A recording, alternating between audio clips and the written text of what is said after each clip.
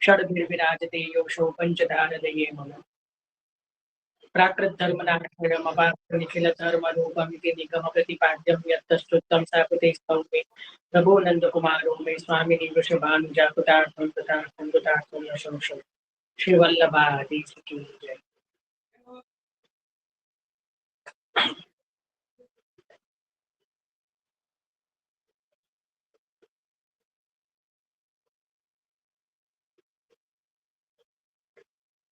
तो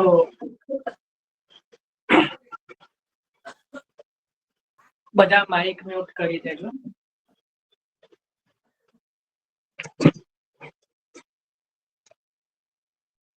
શ્રીમદ ભાગવતજી 10મો સ્કંદ અધ્યાય 3 જે આપણે સુબોધનીજી અનુસાર ચિંતન કરી રહ્યા છીએ તેની અંદર ગઈકાલે આપણે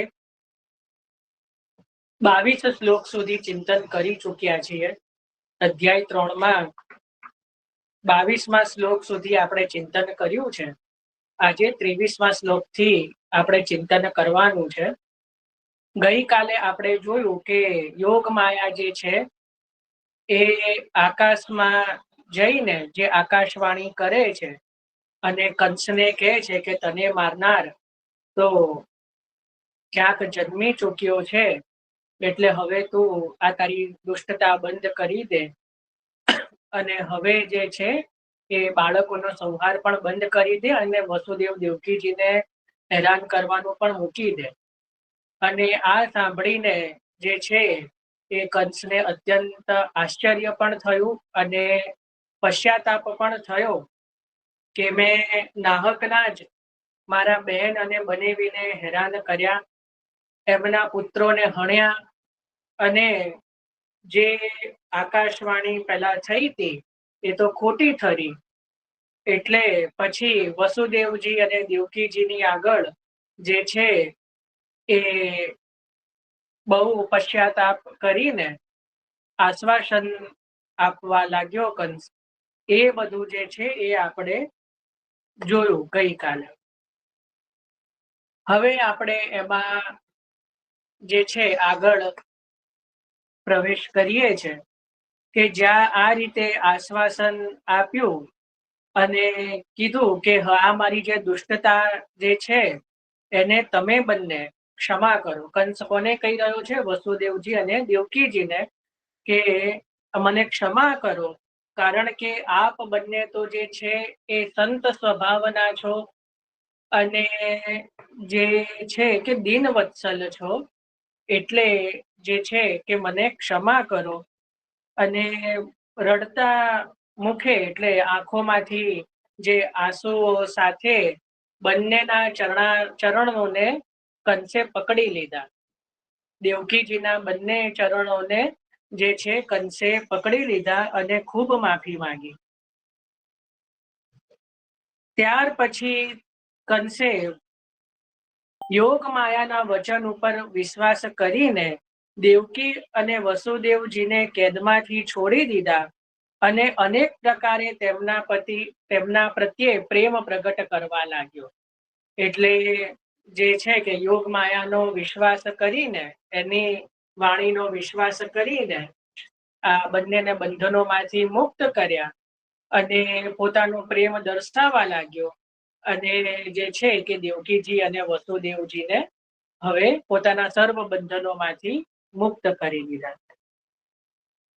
પછી કહે છે કે જ્યારે દેવકીજીએ જોયું કે કંસને પશ્ચાતાપ થઈ રહ્યો છે, ત્યારે તેમણે કંસને ક્ષમા આપી અને દેવકીજી કંસના પૂર્વના અપરાધોને ભૂલી ગયા. જો આ ભક્તોની ઉદારતા છે. બાકી પોતાના છ પુત્રોને જેને હણ્યા, એક માં બીજું બધું જ ભૂલી શકે, પણ પોતાના પુત્રોને જો કોઈએ માર્યા હોય, અરે થપ્પડે માર્યો હોય તો માં સહન ન કરી શકે. અહીંયા તો જાનથી માર્યા છે કે જે હવે કદી પાછા નથી આવવાના. અને એ પણ છ. કદાચ એકાદ પુત્રનો હોય ને માફ કરે એ અલગ વસ્તુ છે. અહીંયા તો હવે કોઈ પ્રજા રહી નથી અને છ પુત્રોને જે કંસે હણ્યા છતાં પણ કંસને માફ કર્યો. એટલે વિચારો કે દેવકીજીની ઉદારતા કેટલી બધી. બાકી એક માં બધું જ માફ કરી શકે, પણ પોતાના પુત્રોને હણનારને માફ ન કરી શકે. માં માટે પોતાના જે છે એ પુત્ર સૌથી પ્રથમ હોય. એક સમયે તો પતિ કરતા પણ પહેલા માં માટે પુત્ર થઈ જાય. તમને એક બહુ મજાની વાત કહું. કોને જો આપણે ધીમે ધીમે કીર્તનનો અભ્યાસ લઈ રહ્યા છીએ, પણ હું એ વાત કહું એની પહેલા હું એક પ્રશ્ન કરું. હેન્ડ રેસ કરવાનો છે. પુષ્ટિ માર્ગમાં માં કેટલી? પુષ્ટિ માર્ગની અંદર માં કેટલી છે?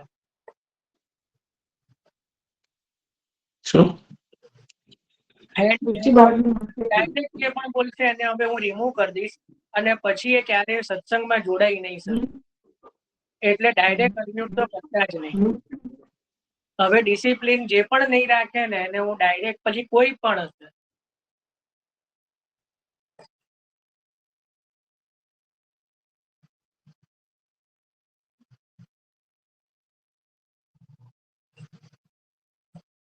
ચલો માર્ગમાં માં કેટલી? ચલો પટેલ પાર. 3 માં છે. 3 યમુનાજી મૈયા, જશોદામાં અને પોતાને જન્મ આપનારી માં. 3 માં. સાચો જવાબ. આના સિવાય કોઈને કઈ બીજો જવાબ આના સિવાય કોઈને આપવું?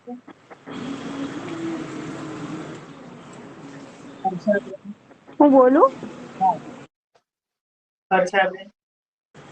હા, જશોદા મૈયા, દેવકીજી માતા અને રોહિણી માતા.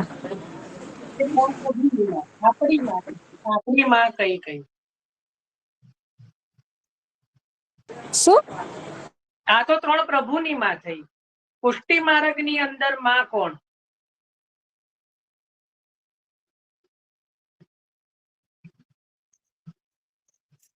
ચલો મંજુબેન, કોઈને આના સિવાય કોઈ જવાબ હોય તો જ.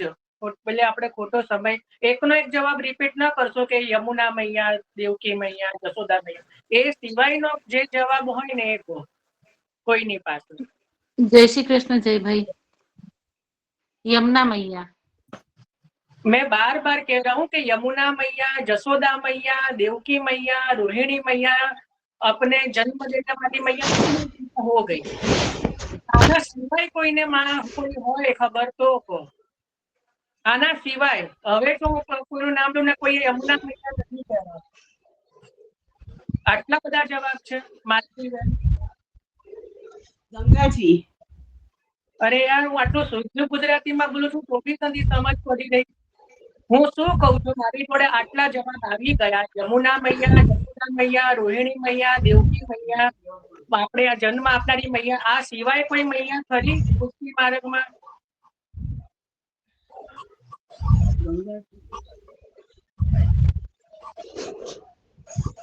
છે કોઈ જવાબ આના સિવાય? હું બોલું? તુલસી માતા, તુલસી મૈયા. ચલો તુલસી મૈયા. આના સિવાય કોઈ જવાબ ખરો? આટલી મૈયાઓ થઈ ગઈ. આના હું બોલું જયભાઈ? હા, હું બોલું? બોલો. હાલો, હું બોલું? જય શ્રી કૃષ્ણ. એને તો જલ્દી બોલો. ઇલ્મા ગારુજી ને મહાલક્ષ્મીજી. ચલો એલમ્મા માતા, મહાલક્ષ્મીજી, પૃથ્વીમાં, ધરતીમાં. ચલો ધરતીમાં. આના સિવાય કોઈ હું બોલું? જયભાઈ, બોલો. બોલો.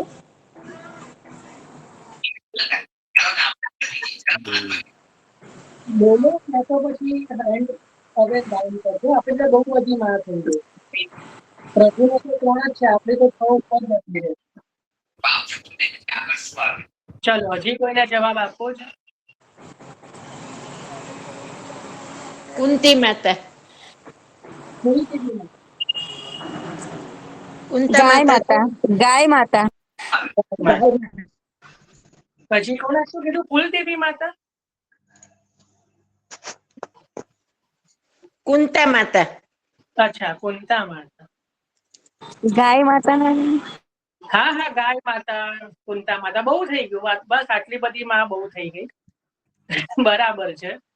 બધી બધાના જવાબો સાચા છે. બધી માં જ છે. એક છે ભગવદીય માતા, જે ભગવદીય દ્વારા પણ આપણને, જો માતા શું કરે, પોષણ આપે. માતા શું કરે, યમોપી જે છે આપણે ત્યાં, ન જાતું યમ યાતના ભવતી તે પય પાનત, જે આપનું પૈપાન કરે એને ક્યારે યમ યાતના થતી નથી, સંસાર મુકાવી દે. તો જે ભગવદીય ની જોડે રહીને આપણું સંસાર મુક્ત થઈએ ને, આપણે પ્રભુની સેવામાં આગળ જઈએ ને, એ પણ આપણા માટે એક માં સમાન જ છે. બરાબર. કારણ કે માનું કાર્ય કેવું છે કે બાળકને સુશિક્ષિત કરવા, ખોટા રસ્તે જતા હોય તો વળવા, પછી એને સાચો રસ્તો બતાવો, એ આગળ વધે એમાં પ્રસન્નતા થવું, એવું કાર્ય કરવું કે આગળ વધે. બરાબર. એટલે ભગવદીય ના પણ એ જ કાર્યો છે. એટલે ભગવદીયમાં પણ માતૃભાવ હોવો જોઈએ. માતૃભાવ એટલે એક આપણને જે રિસ્પેક્ટ હોય છે એ પણ હોય. હવે આપણે સૌથી બધાની પુષ્ટિ માર્ગમાં એક એવી વાલીમાં છે યમુનામાં. બરાબર. યમુનાજીમાં પણ, હવે આપણો મૂળ ટોપિક એ હતો કે એક પત્ની હોય અને એક માં હોય. એટલે જ્યારે જે સંબંધ હોય એક સ્ત્રીનો, પહેલા જ્યારે એ પત્ની બને, પણ પછી જ્યારે એ માં બને ને, ત્યારે પતિ કરતા પણ પોતાના પુત્રને આગળ રાખે. બરાબર. આ વાક્ય હું છેલ્લે બોલેલો. હવે એ તમારે જોવું હોય કે એનો ભાવ, તો યમુનાજીના પદની અંદર 41મું પદ, યમુનાજીના 41મા પદની અંદર 41મું છેલ્લું પદની પ્રથમ પંક્તિ જુઓ. શરણ પ્રતિપાલ ગોપાલ રતિવર્ધિની. ત્યાં શરણ પ્રતિપાલ છે ને એ માતૃભાવ છે, અને ગોપાલ રતિવર્ધિની એ પ્રિયા ભાવ છે. તો ભગવદીઓએ પણ પહેલા જયારે યમુનાજીનું વર્ણન કરવાનું આવ્યું, તો પહેલા ખરેખર તો પહેલા પત્ની છે, પછી માં છે. તો ગોપાલ રતિવર્ધિની આગળ આવવું જોઈએ, શરણ પ્રતિપાલ પાછળ આવવું જોઈએ, એવું નથી ગાયું. કારણ કે એક સ્ત્રી એટલે એક જે છે માતૃ રૂપ માટે પહેલા પુત્ર જ, કે પોતાના બાળકો, પોતાના સંતાન પતિ કરતા પણ પહેલા હોય. સમજ પડી ને? એટલા માટે અહીંયા પણ પદમાં શું કીધું? શરણ પ્રતિપાલ. પહેલા પોતાના ભક્તોને પ્રતિપાલન કરનારી છે, પછી ગોપાલ રતિવર્ધિની. એના પછી જે છે એ પ્રભુનો પ્રેમ વધારનાર છે. પહેલા તો પોતાના ભક્તોનું પાલન કરનારી છે. ગોપાલ પછી છે. પહેલા શરણનો પ્રતિપાલ કરનારી છે. માં છે ને, એટલે પહેલા હંમેશા બાળકને પહેલા રાખે. આપણે ત્યાં પહેલા પદની પણ શરૂઆતમાં જુઓ, પિય સંગ રંગ ભરી કરી કલોલે, પણ સંબંધ કુ સુખ દે, પોતાના સુખ માટે નહીં, સંબંધ કુ સુખ દે. પ્રભુ સાથે જયારે વિહાર પણ કરે, પ્રભુ સાથે લીલામાં મગ્ન પણ હોય, તો પણ પોતાના ભક્તોના સુખ માટે. તો કેટલો બધો જે કહેવાય માનો તમે ભાવ જુઓ. શરણ પ્રતિપાલમાં પણ પહેલા કીધું, પિય સંગ રંગ ભરીમાં પણ એ જ ભાવ કીધું, સંબંધ કો સુખ દે. પિય શું કરે છે? ચિત્ત મેં તબ પરે છે ને જબી બોલે. જ્યારે પ્રભુ હામી ભરે, જ્યારે પ્રભુ બોલે કે તમારા અંગીકૃત જીવોને અમે અંગીકાર કરીશું, તમારા ભક્તોના મનોરથો અમે પૂર્ણ કરીશું, ત્યારે ચિત્ત મેં પરે છે. બાકી યમુનાજીને શું જરૂર છે? પણ એસે રાખત જનની પુત્ર બારે. યમુનાજીના ગંગાબાઈના પદમાં પણ આવે છે, પોતાના ભક્તોને એ રીતે પોતે ટ્રીટ કરે છે કે જાણે એક માતા પોતાના બાળકોને જેમ કરતી હોય. એવો યમુનાજીનો સ્નેહ છે. એટલે નિર્ગુણ ભાવ છે. ખ્યાલ આવ્યો? એટલે માનું જે કક્ષા છે ને, હંમેશા ઉપર છે. અને જેટલી પણ માઓ બધાએ ગણાય, એટલે એ હંમેશા યાદ રાખવાનું કે એ માનું સ્થાન કોઈ ન લઈ શકે. તો અહીંયા પણ જે છે કે દેવકીજી જે છે અહીંયા માં છે, છતાં પણ અહીંયા શું કીધું કે કંસના જે છે એ બધા અપરાધો માફ કર્યા. બહુ મોટી વસ્તુ છે. આપણે ખાલી વાંચી લઈએ, પણ એક માં જ સમજી શકે કે જ્યારે પોતાના 6 પુત્રોને જેને હણ્યા એને માફ કરવો ને, એ ભલે પોતાનો ભય કેમ ન હોય, એમાં આ તો સગો ભય પણ નથી, પણ જે ભય છે એને પણ જે માફ કર્યો, તો એ ખરેખર એ ભગવદીય વગર કોઈ ન કરી શકે. આ દેવકીજીનું ભગવદીય પણ પ્રગટ થઈ રહ્યું છે. તો એટલા માટે કીધું કે એને ક્ષમા કર્યો, અને એના બધા પૂર્વ અપરાધોને જે છે એ દેવકીજી ભૂલી ગયા અને મનમાંથી કાઢી નાખ્યા. એ અપરાધોને મનમાંથી કાઢી નાખ્યા. અને વસુદેવજીએ પણ હસીને કંસને કીધું. વસુદેવજીએ પણ એટલે કંસને ખોટું ન લાગે એટલા માટે બહુ સ્વાભાવિક રીતે હાસ્ય કરીને કંસને આ પ્રમાણે કીધું. તો શું કીધું કે હે મનસ્વી કંસ, તમે જે કહો છો એ ખરેખર એવું જ છે. જીવ અજ્ઞાનને કારણે જ શરીર વગેરેને હું માની બેસે છે અને એનાથી જ આ હું અને આ બીજો એવું ભેદ દર્શન કરે છે. એટલે જે છે અહંતા મમતા, એટલે હું છું, આ મારું શરીર છે, આ મારું ઘર છે, આ મારા પૈસા છે, આ મારા સંસાર છે. એટલે એવું જ્યારે એ પોતાનું ને પારકું એ દ્રષ્ટિ જ્યારે રાખે છે, એનાથી જે અજ્ઞાનતા જે છે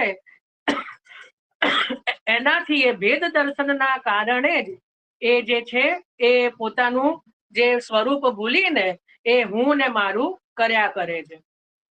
હું ને મારું એમાં પંડિત પણ ભૂલ્યા, કામ દામ મારે લલચાયા, ધન્ય જેને હરિગુણ ગાયા સંસારમાં, ધન્ય જેને હરિગુણ ગાયા. આ દયારામભાઈ નું ધોળ છે.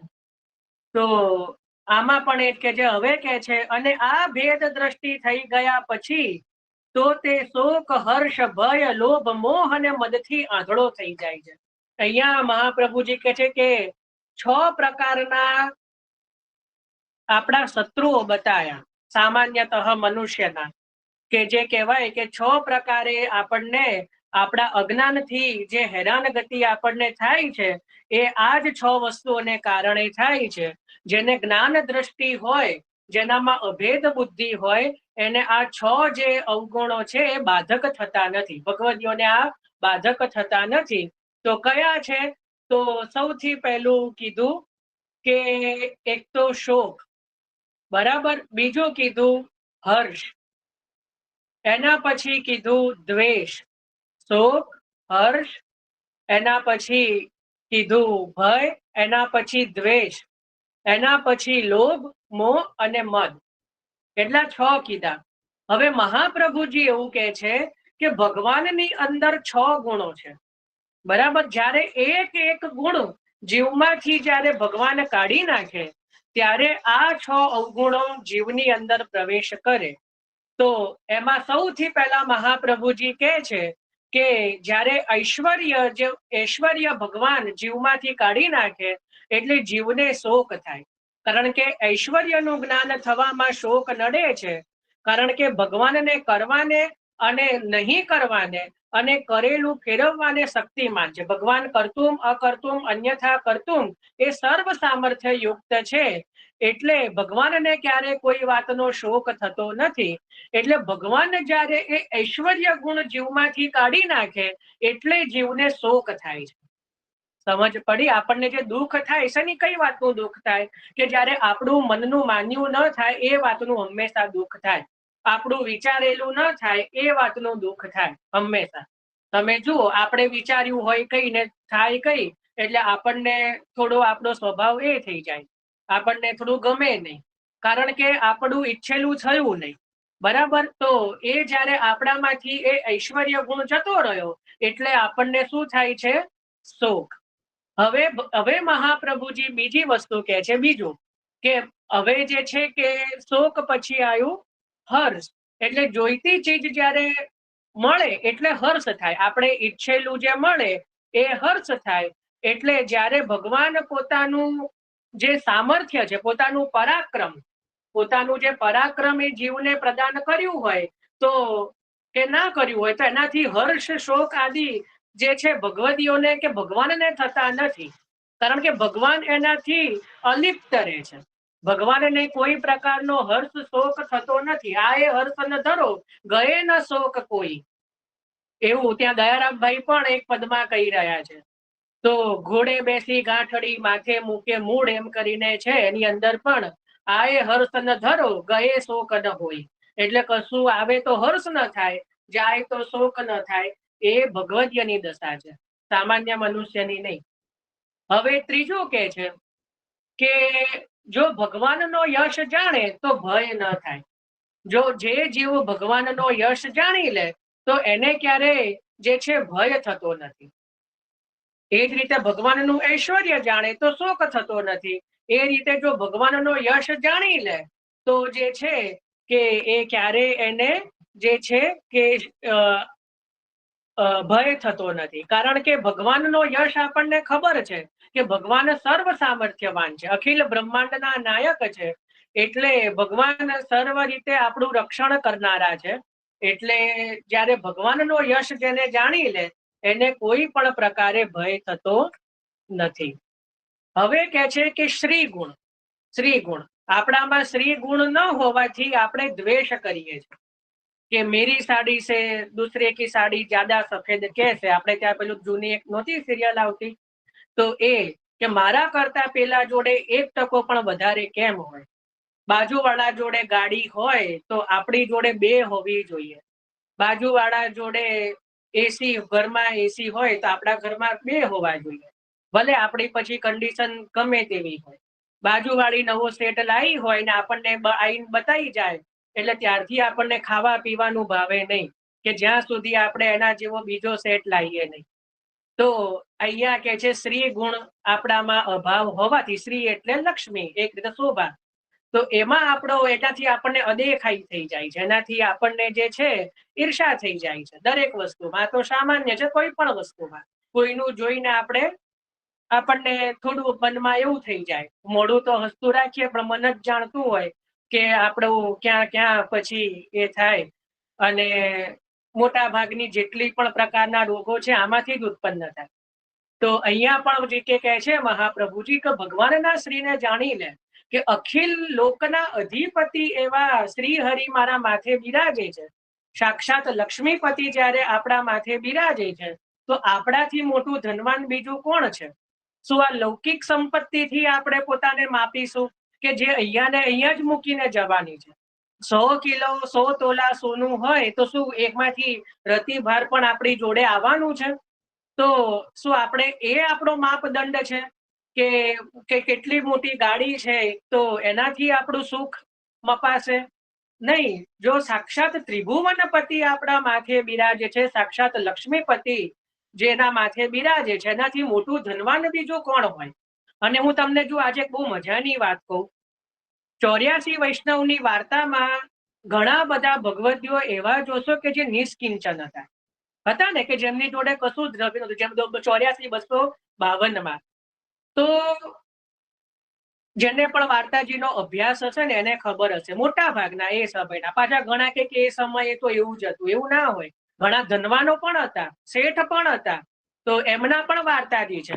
પણ 90% વૈષ્ણવો છે ને નિષ્કિંચન હતા. હવે આનો ભાવ શું? કોઈને આનો ભાવ ખબર છે? ક્યાં કોઈના પ્રાચીન વચનામૃતમાં એક બાલક એટલો અદ્ભુત ભાવ બતાવ્યો છે આ વસ્તુનો કે કેમ આ વૈષ્ણવ જો આ બધા જે ભગવદીઓ હતા, કારણ કે સાક્ષાત પ્રભુ જ એમની સાથે બોલતા, તો શું પ્રભુ એમને દ્રવ્ય ના આપી શકે? બરાબર, પણ જેમને તો સૂત કાતે નહીં તો એ દિવસનું ભોજન ના આવી શકે ઘરમાં, એવી સ્થિતિમાં હતા બધા. બરાબર ને? જેને વાર્તાજીઓનો અભ્યાસ હશે, જેને વાંચેલી હશે એને ખબર હશે. 84-252 તો કે કેટલા બધા ભગવદીઓ એવા છે, 90% થી પણ ઉપર, 95% ભગવદીઓ નિષ્કિંચન હતા. આનો ભાવ કોઈને ખબર છે? આનું કારણ કોઈ એવો ભાવ ક્યાંય સાંભળેલો છે? હેન્ડ રેઝ કરજો જો કદાચ કોઈને ખબર હોય તો, પછી હું તમને કહીશ એનો ભાવ. બહુ અદ્ભુત ભાવ છે.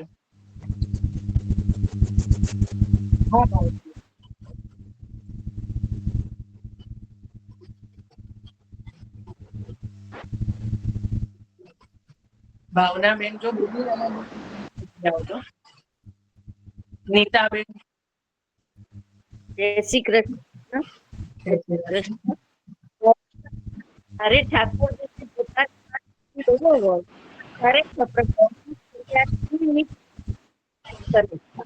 અવાજ નથી આવી, સંભળાઈ નથી રહ્યું. ઠાકોરજી જયારે ઠાકોરજીને બનાવવા હોય છે, ઠાકોરજી બોલી પણ રહ્યું છે. જે જીવ અપનાવે છે, જે ઠાકોરજી પોતાની જીવને નથી સંભળાતું. કયા વૈષ્ણવ બોલી રહ્યા છે? હું ભાવિની બેન નવા વૈષ્ણવ છે.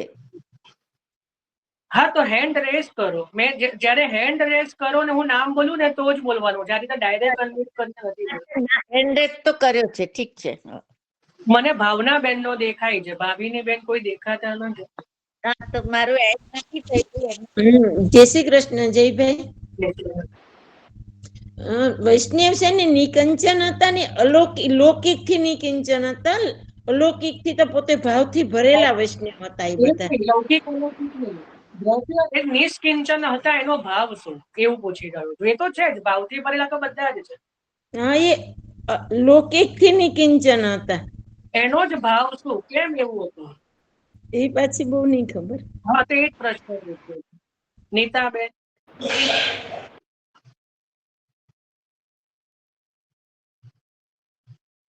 નીતાબેન. અચ્છા, હવે મને બધા એડ્રેસ દેખાયા. સોરી. ભાવિની બેન નો પણ હવે દેખાયો, કદાચ મારામાં. હા, ભાવિની બેન. જ્યારે ઠાકોરજી નિશ્ચિંતન એટલે કે એમને કોઈ ભાવ રહેતો નથી અંદર, કે મારું તારું કશું બી રહેતું નથી, અને ઠાકોરજી એને અપનાવવા, ઠાકોરજી જ્યારે પોતાનું કરી લેવા માંગે ત્યારે એમને નિશ્ચિંતન કરી દે છે. એમનું મન પહેલા કરી લે છે. ચલો, દીપાલી.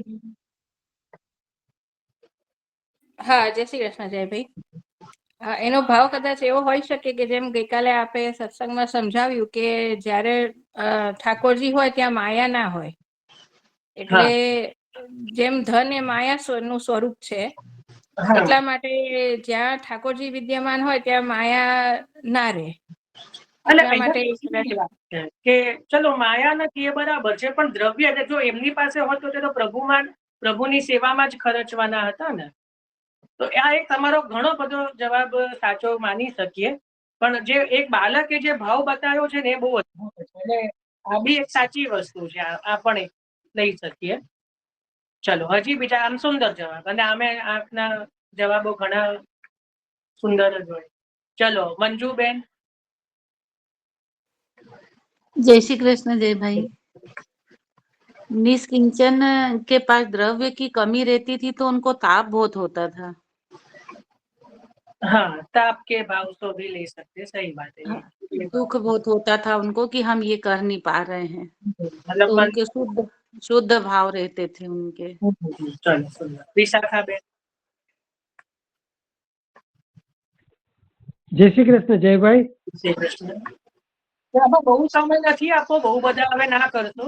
હા, ચલો. 252 વૈષ્ણવમાં ખૂબ જ દીનતાઓ ભરેલી હતી, દીનતાથી ભરેલા હતા. અને આપણે કૃષ્ણદાસ મેઘનની વાર્તાજીમાં મહાપ્રભુજીને લીલા રહસ્યનો ભેદ જ્યારે પૂછે છે, ત્યારે મહાપ્રભુજી બતાવે છે કે સૌથી મહત્વની વસ્તુ દીનતા છે. તો આ જે ભાવ છે, દીનતા જ્યારે આવે ત્યારે દીનતા, શરણાગતિ અને સમર્પણ. તો દીનતા આવી ગયા પછી શરણાગતિ, સમર્પણ આવી જાય છે. આ પ્રશ્ન સાથે કોઈ લેવા દેવા જ નથી તમારા જવાબ. જે પ્રશ્નને પૂછીએ ને એના રિલેટેડ જવાબ આપો. ભાઈ, પ્રશ્ન મને નથી સમજાણો આપનો, ફરીથી જો આપ કહો તો ખ્યાલ આવે. વાંધો નહીં, બીજા વૈષ્ણવને જવાબ આપો. ચલો, હવે આ બધા હેન્ડ ડાઉન કરી દો. આટલો બધો સમય ના લઈ શકીએ આપણે, કારણ કે હજી આગળ લેવાનું છે. જો આનો ભાવ બાલક એવો અદ્ભુત બતાવ્યો કે વૈષ્ણવો નિષ્કિંચન એ સમયે જે છે એમાં આપણે શું સમજવાનું.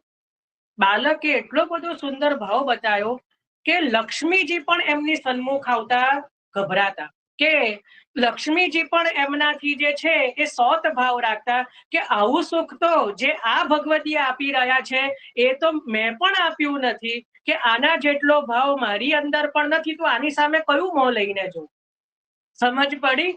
ત્યાં બાલક એવું કહી રહ્યા છે કે લક્ષ્મીજી પણ એમનાથી જે છે એમનો અહોભાવ રાખીને એવું વિચારતા કે હું આની પાસે કયું મોઢું લઈને જવું, મારું કયું મુખ લઈને જવું કે જેને ત્રિભુવન નાથે જે સુખ હું નથી આપી શકી, જે સુખ મારા દ્વારા પણ જે પ્રભુને પ્રાપ્ત થયું નથી, અહીંયા પ્રભુને સ્વતઃ પ્રાપ્ત થઈ ગયું છે. એટલે ત્યાં લક્ષ્મીજી પણ એમની પાસે જતા શરમાતા. સમજ પડી? એટલા માટે એ બધા ભગવતીય જે છે નિષ્કિંચન હતા, એટલે કઈ દ્રવ્ય વગરના હતા એવું નહીં સમજવાનું. ત્યાં સમજવાનું એવું છે કે લક્ષ્મીજી પણ એમનાથી શરમાતા. લક્ષ્મીજીને પણ એમનાથી એવો એક પ્રકારનો ભાવ આવતો કે મારાથી પણ અધિક સુખ એ પ્રભુને આપી રહ્યા છું, મારું કયું મોં બતાવું, આ ભગવતીઓને હું મારું કયું મોઢું લઈને બતાવું કે જે વૈકુંઠમાં જે હું સુખ નથી આપી શકતી એ આવા કલયુગમાં ને આવા ધરા ઉપર મારાથી પણ અધિક લાડ લડાઈ રહ્યા છે પ્રભુને. આ ભાવ બતાવ્યો. સમજ પડી કે નહીં કે ત્યાં લક્ષ્મીજી પણ શરમાઈ રહ્યા છે, એટલા માટે ત્યાં નિષ્કિંચન શબ્દ વાપર્યો છે. એટલે દ્રવ્ય વગરના એવું નથી સમજવાનું. કેટલો ઉત્તમ ભાવ બતાવ્યો કે લક્ષ્મીજી પણ જેનાથી જે છે એ ગભરાય છે, કે જે ક્યાં તો કે છે કે હું મારું કયું મુખ લઈને ભગવદીય પાસે જઉં. સમજ પડી? કેવો ઉત્તમ ભાવ બતાવ્યો. તો આ ભાવ છે. એટલે અહીંયા આપણે શ્રી ગુણ એટલે જે ભગવદીય જે છે એ ક્યારે પણ કોઈનો દ્વેષ કરતા નથી, કારણ કે એ જાણે છે કે મારું સુખ જે છે એ તો સાક્ષાત પ્રભુમાં છે. સમજ પડી? એટલે જે ભગવાનના શ્રીને જાણીને, જે ભગવાનને જ ધન રૂપ જાણીને, ધર્મ હિતે પાયો યહ ધન ધર્મ હિતે પાયો. આ કીર્તન છે ને આપણા ઘરે આપણા ઠાકોરજીનો પાટોત્સવ હોય ત્યારે અવશ્ય ગવાય. આ લખી લેજો ને ના ખબર હોય. આપણું ધન કયું છે? તો આપણા ઠાકોરજી જ આપણું ધન છે. એટલે જે દિવસે આપણા ઠાકોરજીનો પાટોત્સવ હોય એ દિવસે શયનમાં આ પદ ગવાય, ધર્મ હિતે પાયો. અમે ધર્મથી આ ધનને પ્રાપ્ત કર્યું છે. કયું? કે જે મારા માથે ઠાકોરજી બિરાજે છે. એટલે જયારે ઠાકોરજીનો પાટોત્સવ હોય ને, કે જે આપણા માથે કૃપા કરીને આપણા ઉપર પધાર્યા છે, અથવા તો ગુરુ ઘરના ઠાકોરજીનો પાટોત્સવ હોય ત્યારે આ પદ ગાવામાં આવે છે. ધર્મ હિતે પાયો યહ ધન ધર્મ હિતે પાયો, ની કે રાખ જશોદા મૈયા નારાયણ ઘરાયો. સમજ પડી? તો આ ભાવ છે. તો અહીંયા કહી રહ્યા છે કે શ્રી જો ભગવાનની શ્રીને જાણે તો દ્વેષ અને લોભ થાય નહીં. હવે કે છે આગળ મોહ. તો ભગવાન સંબંધી જ્ઞાન જેને થાય એને મોહ રહેતો નથી. આપણને મોહ એટલે થાય છે કારણ કે આપણામાં જ્ઞાન ગુણનો અભાવ કર્યો ભગવાને, એના કારણે આપણને મોહ થઈ રહ્યો છે. અને જેને ભગવાનના સ્વરૂપનું, જેને લીલાનું, પ્રભુ સંબંધી જેને જ્ઞાન થયું છે એને કોઈ પણ જાતનો મોહ થતો નથી. બરાબર? અને છેલ્લે વૈરાગ્ય. એટલે મદ તો વૈરાગ્ય ન હોવાને કારણે જ થાય છે. આપણામાં વૈરાગ્ય ગુણ છે નહીં. મદ એટલે અભિમાન. અભિમાન આપણને ખબર નહીં શેનું અભિમાન છે. દરેકને કંઈક નો કંઈક હોય કે આ હું ના હોઉં ને તો આ કામ થાય જ નહીં. એક વસ્તુ વિચારો, આપણે નહોતા ત્યારે સૃષ્ટિ ચાલતી હતી, આપણે જ્યારે નહીં હોઈએ ત્યારે પણ સૃષ્ટિ ચાલવાની જ છે. આપણાથી કઈ જ ફરક નથી પડવાનો. આપણે પાણી ભરેલું કોઈ ટબ હોય એમાં આંગળીઓ બોળીએ, એટલો સમય એ જે છે જગ્યા થાય, જેવી આંગળીઓ કાઢી લઈએ એટલે પાછું પાણીનું સ્તર આવી જાય. એટલે આ સૃષ્ટિ એવી છે, કોઈને એવું લાગે કે મારા વગર તો બધું પડી ભાગે. હા, થોડો સમય જરૂરથી આજુબાજુ વાળાને કે રીતે ક્યારેક થાય, એવું સાવ ન થાય એવું નથી હોતું. નાની ઉંમરમાં જો માતા પિતાનો અભાવ થાય કે કઈ થાય તો એ સૃષ્ટિ આખી એની વિખેરાઈ જાય. પણ સામાન્યતઃ મોટા ભાગે તમે જુઓ, આપણને એવું હોય કે હું આટલું બધું, મારું જે ધન છે, આટલું બધું કમાણી છે, આ ઘર છે, બંગલો છે, ગાડી છે, અને હું નહીં હોઉં ને ત્યારે બધું વિખરાઈ જશે. બરાબર? ઘણા બધાને અથવા તો બીજી વસ્તુઓનો, જોબમાં આપણે કઈ કામ કરતા હોઈએ, હું નહીં હોઉં તો આ કામ થશે જ નહીં. દરેક વસ્તુનું હોય. આ ઘરમાં હું નહીં હોઉં ને તો આ કામ થશે જ નહીં. પણ એવું નથી હોતું. એ આપણો અહંકાર છે, અભિમાન છે. કારણ કે આપણી અંદર ભગવાને વૈરાગ્ય ગુણનો અભાવ કર્યો છે. જેની અંદર ભગવાનનો વૈરાગ્ય ગુણ હોય એને ક્યારે એ મદ થતો નથી. કોઈ પણ પ્રકારનો અહંકાર કે અભિમાન થતું નથી કે હું ના હોઉં તો આ નહીં થાય. કારણ કે જે આખી સૃષ્ટિનું સંચાલન ભગવાન કરવા સમર્થ છે, એટલે ક્યારે કોઈના વગર કશું અટકતું નથી. બરાબર? તો એટલા માટે અહીંયા મહાપ્રભુજી બહુ સુંદર રીતે 6 ગુણો બતાવી રહ્યા છે કે ભાઈ આ ભગવાનના 6 ગુણો હોય તો એને આ 6 વસ્તુઓ જે છે એ નડતર રૂપ થતી નથી. તો કહી રહ્યા છે કે આ બધી જે 6 વસ્તુઓ કીધી એ જ જે છે કે ભગવાનથી અને ભગવાનના બીજી વસ્તુઓથી આપણો નાશ કરાવી રહ્યા છે. એટલે ભગવાનથી આપણને જે છે આ 6 વસ્તુઓ દૂર કરી રહી છે. તો કઈ 6 વસ્તુઓ છે કે શોક, હર્ષ, ભય, લોભ, મોહ અને મદ. આ 6 વસ્તુઓ જે છે આપણને ભગવાનથી દૂર કરનાર છે. પણ જેની અંદર આ ભગવાનના 6 ગુણો જે જાણતા હોય એને આ જે છે એ 6 વસ્તુઓ જે છે બાધક રૂપ થતી નથી. હવે આપણે આગળ લઈએ. અહીંયા 27 શ્લોક લીધા. હવે શું કુવા છે 28મો શ્લોક. પરીક્ષિત જ્યારે વસુદેવજી અને દેવકીજીએ આ પ્રમાણે પ્રસન્ન થઈને નિષ્કપટ ભાવથી કંસ સાથે વાતચીત કરી ત્યારે તેમની અનુમતિ લઈને તે પોતાના મહેલમાં ચાલ્યો ગયો. જ્યારે વસુદેવજી અને દેવકીજીએ આ રીતે નિષ્કપટ ભાવથી અને સત્ય ઉપદેશની વાત કરી એટલે કંસને પણ મનમાં થયું કે હવે આમને મારા પ્રત્યે હવે કોઈ પ્રકારનો દ્વેષ આદિ છે નહીં. એટલે હવે જે છે એ એમની પરવાનગી લઈને એમની આજ્ઞા માંગીને પોતે પોતાના ભવનમાં પોતાના ઘરમાં એને પ્રવેશ કર્યો. 28મો શ્લોક. હવે 29મા શ્લોકમાં જ્યારે એ રાત્રિ વીતી ગઈ એટલે દિવસ પછી જે આગળ વીતી ગયો પછી કંસે તેના મંત્રીઓને બોલાવ્યા અને યોગ માયાએ જે પણ કંઈ કહ્યું હતું તે બધું તેમને કહીને સંભળાયું પોતાના મંત્રીઓને. બરાબર. એટલે પોતાના મંત્રીઓને હવે કંસે બોલાયા જેને આ બધો ઉપદેશ આપ્યો હતો ગઈકાલે આપણે કંસનો ઉપદેશ જોયો કે કેટલી મોટી મોટી વાતો કરી કે કેવી આમ જ્ઞાનની વાતો કરી. પણ એના મનમાં જે છે એ ખટકાવ રહ્યો જ કે મને મારનાર ક્યાંક જન્મ્યો છે તો હું એને પતાવી દઉં. જે કાલે એવું જ બોલી રહ્યો છે કે ભાઈ આ જન્મ મરણ તો આમ છે તેમ છે બધું નશ્વર છે બરાબર બધું કર્મને આધીન છે. તો એને વૈરાગ્ય ના આવ્યું કારણ કે એ મનથી નથી બોલી રહ્યો. એના મનમાં કઈ એ પ્રકારનો ભાવ નથી. એટલે મનમાં તો એ પ્રકારે જ છે કે એથી એને પેલો દ્વેષ ભાવ વેર ભાવ તો રહેલો જ છે. એટલે પોતાના મંત્રીઓને બોલાયા. એટલે હંમેશા મંત્રીઓ હોય ને એ ચમચા જ હોય. સમજી લો ક્યાંય બી નોકરી હોય કે રાજ હોય કે બધે જ એવા લોકોને પ્રમોશન બહુ જલ્દી મળે. એટલે હંમેશા હાજી કરનારા હોય એ હંમેશા આગળ જ હોય અને જે સાચું બોલનારા હોય હંમેશા પાછળ હોય કારણ કે એ સત્ય બોલતા હોય. એટલે હંમેશા એ જગ્યા એવું જ હોય. એટલે અહીંયા પણ મહાપ્રભુજી એવું જ કહે છે કે કંસના મંત્રીઓ હોય. અહીંયા કંસના મંત્રી કીધું એટલે કંસ જેવા જ હોય તો જ એના મંત્રી હોય ને. જો કંસના જેવા ન હોય તો કંસના મંત્રી કઈ રીતે હોય. તો એટલા માટે કહી રહ્યા છે કે મંત્રીઓને જે બોલાવીને જે યોગ માયાએ જે આખું કહ્યું હતું કે આ રીતે તારો મારનાર જન્મી ચૂક્યો છે એ બધું કહીને સંભળાવ્યું. હવે કે છે કે કંસના મંત્રીઓ એટલા નીતિ નિપુણ ન હતા. કંસના મંત્રી છે ને એટલે એટલા નીતિ નિપુણ ન હોતા અને દૈત્ય હોવાને કારણે સ્વભાવથી જ દેવતાઓની શત્રુઓનો ભાવ રાખતા હતા. બરાબર. એટલે કઈ નીતિ નિપુણ પણ નહોતા કઈ એટલા બધા હોશિયાર પણ ન હતા અને આમ પણ દેવતાઓ પ્રત્યે જે છે ઈર્ષા રાખતા હતા અને જે કહેવાય કે એટલા બધા જે છે એ ધર્મપ્રિય કઈ એ લોકો નહોતા. એટલે પોતાના સ્વામી કંસની વાત સાંભળીને એ દેવતાઓ ઉપર ગુસ્સે થયા. બરાબર. અને દેવતાઓ પણ વિવેક જે છે આ દેવતાઓ પર ગુસ્સે થયા કારણ કે મંત્રીઓ જે છે વિવેક વગરના હતા એવું મહાપ્રભુજી કહે છે.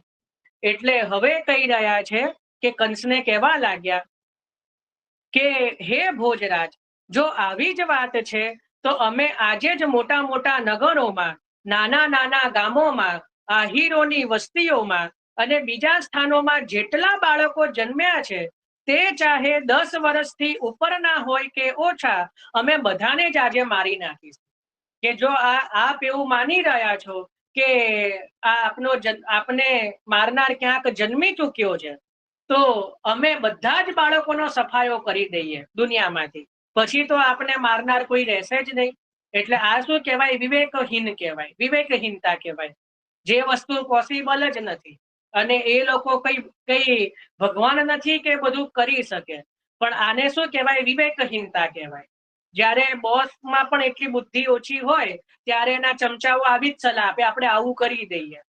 એટલે અહીંયા પણ કંસમાં કે એટલી બુદ્ધિ નથી એટલે એને ખુશ કરવા માટે એના મંત્રીઓએ શું કીધું કે આપ ચિંતા ન કરો, અમે આખા વ્રજમંડળમાં ફરી વળીશું અને જેટલા પણ ગામો છે, શહેરો છે, નેસડાઓ છે, એ બધામાં 10 દિવસથી જેટલા પણ નાના હોય કે જે મોટા પણ હોય થોડા, એ બધાને અમે જરૂરથી મારી દઈશું. બરાબર. એટલે આ રીતે કંસને આશ્વાસન આપ્યું. હવે કંસની સ્તુતિ કરવા માટે જે છે એ 6 શ્લોકોથી કંસની સ્તુતિ કરે છે.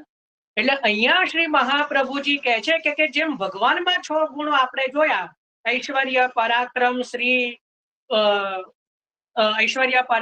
શ્રી, યશ, જ્ઞાન અને વૈરાગ્ય, તો હવે એ 6 ગુણો કંસની અંદર કઈ રીતે છે એ બતાવવા માટે કંસના મંત્રીઓએ 6 શ્લોકોથી કંસની સ્તુતિ કરી. કઈ રીતે 6 શ્લોકોથી કંસને ખુશ કરવા માટે કંસની સ્તુતિ કરી. હવે આપણે એ જોઈએ છે કે હે રણભીરુ, દેવતાઓને જ્યારે યુદ્ધનો પ્રયત્ન કરશે તો પણ શું વળવાનું, કારણ કે આપના ધનુષ્યનો ટંકાર સાંભળીને પણ એ ભયથી ભાગી જશે. શું પહેલું શું કીધું કે હે કંસરાજ, આપ શું કામ ચિંતા કરો છો? આપ તો એટલા બધા પરાક્રમી છો, એટલા બધા બળવાન છો. જાગૃતિબેન માઇક મ્યુટ કરો.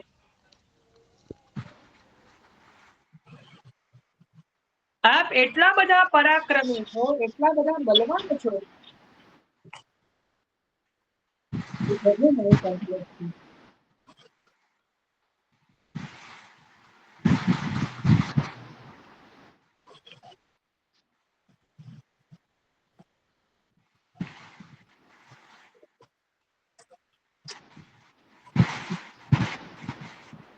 હવેથી આવું કંઈ પણ થશે તો સત્સંગમાંથી હવે નીકળવું પડશે. જો હવે અહીંયા સૌથી પહેલા શું કીધું કે આપ શું કામ આટલો બધો ભય કરી રહ્યા છો? આપના તો કેવલ ધનુષ્યના ટંકાર માત્રથી દેવતાઓ જે છે ભય પામે છે. એટલે અહીંયા ઐશ્વર્ય ગુણ બતાવ્યું મહાપ્રભુજી કહે છે. કોનો? તો કંસનો. અને બતાવી કોણ રહ્યા છે? કંસના મંત્રીઓ. બરાબર. હવે આગળ કીધું કે જ્યારે યુદ્ધ ભૂમિમાં તમે યુદ્ધ કરવા લાગો છો, પ્રહાર કરવા લાગો છો, ત્યારે બાણ વર્ષાથી ઘાયલ થઈને પોતાના પ્રાણોની રક્ષા કરવા માટે દેવતાઓ યુદ્ધ ભૂમિ છોડીને આમ તેમ પલાયન કરી જાય છે.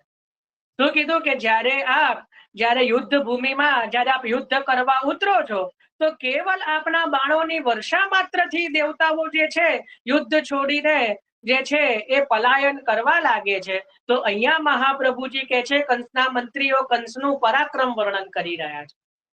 એના પછી કીધું કે કેટલાક દેવતાઓ તો પોતાના અસ્ત્ર શસ્ત્ર જમીન પર નાખીને હાથ જોડીને આપની સામે દીનતા પ્રગટ કરવા લાગે છે. દેવતાઓ આપના ચરણ પકડીને આપની દીનતા પ્રગટ કરવા લાગે છે આપની આગળ. અને કેટલાક તો પોતાની શિખા અને કચ્છ છોડીને આપની શરણમાં આવી જાય છે અને કહે છે કે અમે તો ભયભીત છીએ, આપના શરણાગત છીએ, અમારી રક્ષા કરો. અહીંયા કંસનો યશ કીધો. કોણ કહી રહ્યું છે? કંસના મંત્રીઓ. જો પોતાના ચમચાઓ જ પોતાને કહી રહ્યા છે. એટલે જયારે બહુ કોઈ વખાણ કરે ને તો પણ સમજવાનું, કારણ કે વખાણમાં પણ જે છે એ કોઈક પ્રયોજન હોય. એટલે જેની બુદ્ધિ સમાન હોય ને એ નિંદા અને સ્તુતિને સમાન સમજે. કારણ કે અતિશય નિંદા પણ નકામી અને અતિશય વખાણ પણ નકામા. જયારે આપણી પાસેથી કોઈને કઈ લેવું હોય ને તો જ એ અતિશય વખાણ કરે કે આપ તો આપની તો વાત જ શું કરવી. બરાબર. એ લૌકિકમાં પણ એ જ પ્રકાર હોય. તો અહીંયા પણ જે કંસની જે છે કે અહીંયા કંસના મંત્રીઓ જે છે એ કંસના હવે જે કહેવાય એક પ્રકારે ચમચાગીરી કરી રહ્યા છે. તો એમાં ઐશ્વર્ય, પરાક્રમ અને અહીંયા યશ કીધો કે જ્યારે મોટા મોટા દેવતાઓ પણ અસ્ત્ર શસ્ત્ર છોડીને આપના શરણમાં આવી જાય છે. પછી શું કીધું કે તમે તે શત્રુઓને તો મારતા નથી કે જે અસ્ત્ર શસ્ત્ર ભૂલી ગયા હોય, જેમનો રથ ભાંગી ગયો હોય, જે ડરી ગયા હોય, બીજા કાર્યોમાં ગુથાઈ ગયા હોય, જેમનું ધનુષ્ય તૂટી ગયું હોય, જેમને યુદ્ધ કરવાનું માંડી વાળ્યું હોય, એને તો આપ મારતાય નથી. અહીંયા કંસનું જ્ઞાન કીધું સમજ પડી? અહીંયા કંસના મંત્રીઓ કંસની જે છે વખાણ કરી રહ્યા છે કે એવા શત્રુઓને તો આપ મારતા પણ નથી કે જેનો રથ ભાગી ગયો હોય, જે ડરી ગયા હોય, બીજા કાર્યમાં લાગી ગયા હોય યુદ્ધ સિવાયનું, જેનું ધનુષ્ય તૂટી ગયું હોય, જેને યુદ્ધ કરવાનો વિચાર માંડી વાળ્યો હોય, એને તો આપ મારતા પણ નથી. એટલે દેવતાઓ તો ત્યાં જ વીર બની જાય છે જ્યાં કોઈ લડાઈ ઝઘડો ન હોય અને રણભૂમિની બહાર તેઓ મોટી મોટી વાતો કરે છે. અને તેમનાથી એકલા પડી રહેનારા વિષ્ણુથી, વનવાસી શંકરથી, કે અલ્પ પરાક્રમી ઇન્દ્રથી અને તપસ્વી બ્રહ્માથી પણ આપને શેનો શોક હોઈ શકે? કેટલી મોટી વાત કરી કે આપને તો કોનાથી શોક હોઈ શકે, કોનો ડર હોઈ શકે? કારણ કે દેવતાઓમાં તો એટલી તાકાત જ નથી કે જે આપની સાથે યુદ્ધ કરી શકે. અને જો તમે પેલા વિષ્ણુની વાત કરતા હો, શંકરની વાત કરતા હો, બ્રહ્માની કરતા હો કે ઇન્દ્રની કરતા હો, તો ચારેયના અવગુણ બતાયા કે વિષ્ણુ તો એકાકી રહેનાર છે, વિષ્ણુ તો હંમેશા એકલા જ વૈકુંઠમાં પડ્યા રહે છે, એટલે એ તો આપણી સાથે ક્યાં યુદ્ધ કરવા આવી શકવાના. બીજું કે છે કે શંકર તો વનવાસી છે, શંકર જે છે એ તો વનવાસી છે, એમને તો યુદ્ધની ક્યાં કઈ પડી જ છે, એ તો સદા ઉદાસીન રહે છે, એટલે એ પણ આપની સાથે યુદ્ધ કરવાના નથી. બ્રહ્મા તો તપસ્વી છે, તો હંમેશા તપમાં રહેનારા, એટલે એ પણ આપની સામે યુદ્ધ કરવા આવવાના નથી. અને ઇન્દ્ર તો અલ્પ પરાક્રમી છે, એનામાં તો પોતાનામાં જ પરાક્રમ નથી. જ્યારે જુઓ ત્યારે ક્યાંક ડરીને સંતાઈ જાય, ક્યાંક નાસી જાય, ક્યાંક તો કોઈ બીજાની શરણમાં જાય, તો એનામાં તો એટલું પરાક્રમ જ નથી કે આપણી સન્મુખ પણ આવી શકે. એટલે હે કંસ, આપે કોઈનાથી ડરવાની જરૂર નથી. એટલે અહીંયા આપણે આટલે સુધી રાખીએ છીએ આજે 36મા શ્લોક સુધી, કે જે કંસના મંત્રીઓ જે છે એ કંસની ચાંપલુસી કરવા માટે જે કંસને અલગ અલગ પ્રકારથી જે કંસના ઐશ્વર્યનું, કંસના ગુણોનું વર્ણન કરી રહ્યા છે કે જે પૂર્ણ સત્ય નથી, કેવલ ચમચાગીરી છે. બરાબર? તો એ રીતે અહીંયા કંસના મંત્રીઓ જે છે એ કંસને જે છે એ મોટી મોટી વાતો કરીને ભરમાઈ રહ્યા છે. કાલે હજી એમાં આગળ છે 37મા શ્લોકથી, એ કાલે જોઈશું. અને કાલે આપણે અહીંયા ચતુર્થ અધ્યાયને પછી વિરામ આપીશું. હવે કાલે આપણે જે બાકીના 8-9 શ્લોકો રહ્યા છે, 9 શ્લોકો, એ આપણે કાલે લઈશું. બરાબર? તો આ અધ્યાયમાં આજે આપણે અહીંયા સુધી જોયું કે સૌથી પહેલા જે છે એ દેવકીજી અને વસુદેવજીને જે કેદમાંથી મુક્ત કર્યા કંસે, એના પછી દેવકીજીએ કંસના અવગુણોને માફ કર્યા, અપરાધોને ક્ષમા કર્યા. વસુદેવજીએ પણ હસીને વાત કરી અને બહુ સુંદર ઉપદેશની વાત કરી, એમાં ભગવાનના 6 ગુણો આવી ગયા. એના પછી જે છે કે કંસે પોતાના મંત્રીઓને બોલાવીને યોગ માયાએ જે કહ્યું હતું એ કીધું. અને એના પછી કંસના મંત્રીઓએ કંસને સારું લગાડવા માટે કંસની ખુશામત પ્રારંભ કરી અને કીધું કે 10 દિવસથી ઉપરના કે નીચેના જેટલા પણ બાળકો હશે એ બધાને અમે અવશ્ય હણીશું. બરાબર? અને એના પછી કંસના ગુણોનું ગાન કરવાનું ચાલુ કર્યું અને કંસને જે છે એ થોડું બહુ વિશેષ પ્રકારે જે છે, પોતે જ પરાક્રમી, એમના જેવું બીજું કોઈ નથી, એ બધું વર્ણન ત્યાં કંસના મંત્રીઓએ કંસ આગળ કર્યું. બરાબર? તો આજે અહીંયા સુધી આપણે ચિંતન રાખીએ છીએ.